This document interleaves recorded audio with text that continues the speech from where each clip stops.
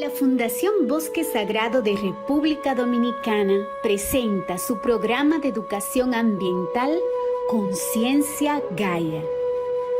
Difusión ecológica, educación en valores medioambientales, la protección de nuestra flora y fauna y el amor a nuestro planeta.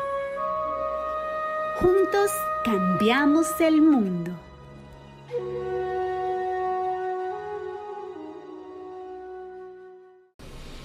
Hoy les traemos el tema importancia de la taxonomía. Cuando uno ve la biodiversidad que hay en este mundo, o sea, todo lo que es la diversidad de la vida, se queda uno preguntando, pero ¿y quién es usted? ¿Cómo usted se llama? ¿Y usted quién es? Y se queda uno, Dios mío, ¿y cómo le ponemos nombre a tantas especies, a tantos animales en particular? Porque la cosa es interesante. Anteriormente, para la época de Aristóteles, la cosa era más fácil. Simplemente hay dos reinos, el reino vegetal, el reino animal, punto. No hay más nada que hablar. Y ahí quedaba la clasificación. Pero no, la cosa se tuvo que ir más allá, porque tuvimos la necesidad de en verdad clasificar y empezar a nombrar las cosas por un nombre para poder hablar sobre ellas. Tal es el caso del reino animal, donde con el simple hecho de uno dividirlo entre vertebrados e invertebrados, ya se genera todo un mundo de animales totalmente diferentes entre sí y diferentes de la otra clasificación que se puso al lado, en este caso los invertebrados. O pongamos el caso de lo que es la especie felina o los félidos, como también se le llama. Pero eso comprende lo que es león, tigre, la pantera, el gato que hay en mi casa, en mi mascota, ¿no? Todo eso pertenece a una familia entera de lo que son los felinos o los félidos. Y es una clasificación que es necesario que la podamos numerar o nombrar de alguna forma, o clasificar. Igual también sucede con la especie canina o los cánidos, que pasa por lo que es el lobo, coyote, zorro, el perro salvaje, el perrito que tengo yo en mi casa. Todos pertenecen a una gran familia llamada los cánidos o caninos. Pero es una clasificación aparte de los felinos que ya puse anteriormente. ¿Se dan ustedes cuenta de todo el berenjenal que se arma aquí, todo el lío? Y si yo, por ejemplo, separo a lo que son reptiles y anfibios en una gran familia, oye, la cosa sería exuberante también. O sea, toda esta clasificación es necesaria que se haga de alguna manera, reitero, para que podamos hablar de estos animales. Si yo tomase, por ejemplo, el caso de lo que son las aves, o el mundo de las aves, que es realmente todo un mundo, que la cosa es bastante seria aquí, uno diría, pero Dios mío, pero ¿cómo clasificamos esto? Y curiosamente hay muchísimos tipos de clasificación del mundo de las aves. Se pueden, por ejemplo, clasificar únicamente por el tipo de pico. O sea, y ahí agrupamos una gran cantidad de aves por el tipo de pico que tienen esas aves en común, tienen esa característica. O si no, por ejemplo, clasificarlas por el tipo de patas. Dios mío, fíjense ustedes cómo toma uno todo el mundo de lo que son las aves y se pueden clasificar de diferentes maneras, de diferentes formas, todo atendiendo a una característica específica que tiene esa ave o ese tipo de ave en particular. A todo esto se da la grave situación de que estamos todo el mundo viviendo en países diferentes, con idiomas diferentes. Por ejemplo, yo vivo en República Dominicana, donde se habla el idioma español. Pero si viajo, por ejemplo, a Estados Unidos, donde se habla un idioma diferente que el idioma inglés, yo veo que, por ejemplo, en mi país, a una clase de ave acuática, le decimos pato, un pato. Pero si yo voy a Estados Unidos, veo la misma especie, el mismo animal, pero allá no se llama pato. Allá se llama duck, que es el nombre en inglés de lo que es pato. Pero deberíamos estar hablando el mismo idioma, ¿no? De que cuando yo voy a otro país, veo el mismo animal, debería ser el mismo nombre. Justamente ahí donde está la situación. Si yo, por ejemplo, veo una partitura, un caso hipotético esta que está acá, que es La Primavera, de Antonio Vivaldi, si yo llevo esa partitura a cualquier parte del mundo, quizá la persona, si habla alemán, no sabrá qué dice aquí arriba en el encabezado. No sabe qué dice ahí, porque su idioma es diferente. Pero sí entiende perfectamente bien lo que está sobre este pentagrama, sobre esas líneas. Ahí está la parte que es de la universalidad de las cosas. Si bien es cierto que por un asunto de idioma, en mi país le dicen pato a un ave acuática, pero en otro país a la misma ave le dicen duck, porque en inglés se dice de otra manera, ¿Qué tal si tuviésemos un idioma universal con el cual pudiésemos nombrar o nominar a las especies vivientes que ya hemos estado clasificando en lo que expliqué anteriormente? Es ahí donde nace o surge lo que se llama la taxonomía, que si uno quiere dar una descripción simple al diccionario, es la ciencia que trata de los principios, métodos y fines de la clasificación, generalmente científica.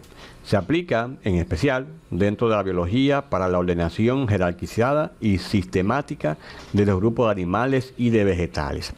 Aquí llegó la parte buena de la película. Ya tenemos una forma de hacer música que en la partitura se pueda ver en todas partes del mundo.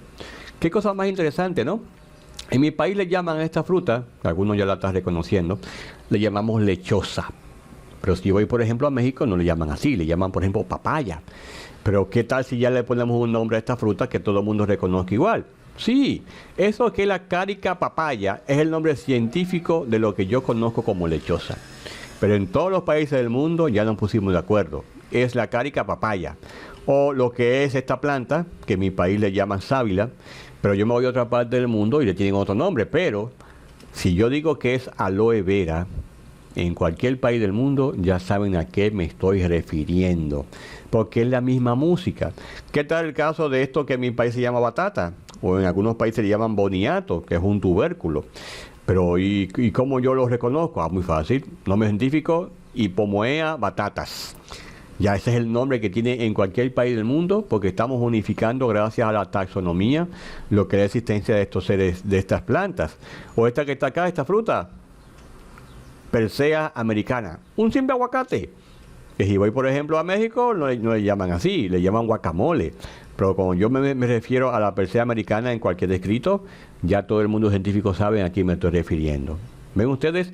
Esa es la ventaja de lo que se llama taxonomía, poder nombrar las cosas por un nombre específico y que todo el mundo entienda. Obviamente la taxonomía se va más allá de un simple nombre. Clasifica, como ustedes ven aquí en esta imagen, por lo que es reino, subclase, orden, familia, tribu, género, especie, y una cantidad de datos que especifican que esa especie en particular, valga la redundancia, es única y que tiene justamente esas características que corresponden a ese ser, en este caso a este tubérculo.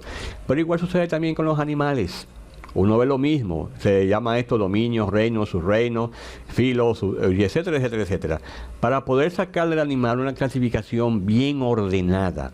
Eso es lo que hace la taxonomía, una ordenación jerarquizada o sistematizada de cada especie. O sea, y es todo es una nomenclatura, ¿eh?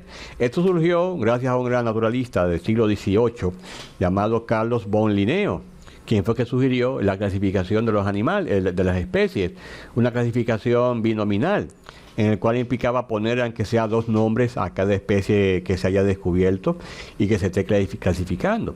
Por ejemplo, el halcón peregrino, que es un ave. Este halcón peregrino, que así ya mucha gente lo conoce, lógicamente en cada país varía el nombre, de acuerdo al idioma, cultura y todo eso, pero a nivel científico, este animal, gracias a lo que hizo Carlos, de hacer una nomenclatura binominal, en el cual existen mínimo dos nombres, se entiende que la palabra falco corresponde al género o la familia de esta especie, que es la falcónides, de la cual el halcón es una de ellas, y tiene unas reglas. La forma de nombrarla. La primera regla es que el primer nombre, la primera letra va en mayúscula y el resto va en minúscula. La otra regla es que la primera palabra sea la de género o familia y la segunda sea como un epíteto, que significa algo particular que únicamente tenga ese animal. Por ejemplo, yo veo aquí el falco peregrinus, que es una familia de la familia de los halcones, y es la que es peregrina, porque no hay otra ave dentro de lo que es la familia que peregrine. Entonces el halcón peregrino lleva este nombre justamente por eso, porque es un halcón que peregrina, no hay otro que lo haga. Entonces estamos viendo que el nombre científico está indicando algo en particular de ese animal. Entonces ya estamos viendo sus reglas. Como dije, la primera letra va en mayúscula, lo demás va en minúscula. La otra regla es que la primera palabra sea el género familia y la segunda sea una característica específica, o lo que se llama un epíteto. Y la otra regla es que está escrito en latín.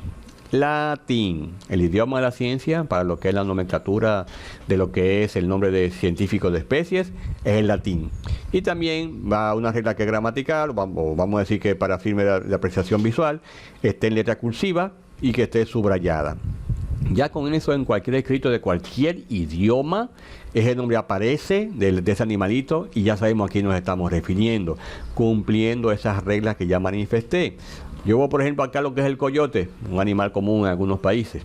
Pero el coyote se llama coyote y ya. No, hay que ver cómo se clasificó su nombre. Canis, porque pertenece a la familia de los cánidos, de los caninos, porque el coyote es de la familia. Canis latrans. Latrans significa aullido, o sea, el tipo de aullido que este animal emitía le hizo colocar su nombre científico como Canis latrans, o sea, como dije, el nombre latín. Si uno supiese latín, uno viese los nombres de muchos animales y entendería el por qué le llamaron así. Pero todo es gracias a la taxonomía, que ya por fin hemos podido clasificar, bueno, vamos a decir, la gran mayoría de especies vivientes de este planeta. Porque hoy día se sabe que muchas de esas zonas boscosas, por ejemplo el Amazonas, se han encontrado especies que aún no han sido clasificadas. O sea, tenemos todo un listado de especies, más de casi 2 millones de especies ya clasificadas, que tengo entendido. Y aún faltan algunas, que son las mínimas, las menos, ¿no? Pero están ahí, están en el proceso. Quiere decir que ya sí podemos ver una especie viviente de ese planeta, de la biodiversidad que tenemos exuberante, y ya podemos llamarle, tú eres fulano, yo soy fulano, tú eres perencejo, aquel es sotanejo, etcétera, etcétera, etcétera.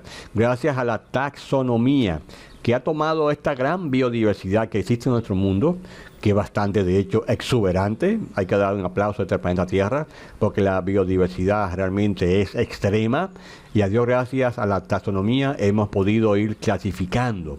Lástima que muchas de estas especies ya están extintas, cosa curiosa, por lo cual recomiendo que vean aquí en el canal de YouTube de Bosque Sagrado un tema llamado la extinción de las especies, para que también tomemos conciencia de esto, porque muchas de esas especies que han sido clasificadas lamentablemente ya no existen. Debemos hacer cada vez más conciencia de que no es tanto el hecho de clasificarla y poner un nombre, es el hecho de protegerla, de ver este mundo como una gran cuna de una biodiversidad extrema que todos nosotros deberíamos de valorar y amar, dándole cariño y amor a nuestro querido y amado planeta Tierra.